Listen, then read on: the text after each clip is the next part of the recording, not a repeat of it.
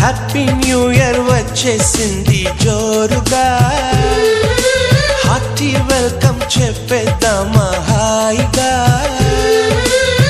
కొత్త కొత్త ఊహల్లో తెలిపోటియా, మనసులోని ఆశల్ని పంచుకో బ్రదర్.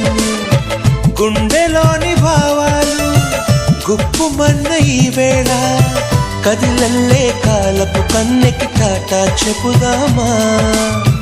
జనవరితో అడుగులు వేస్తూ ముందుకి పోదామా.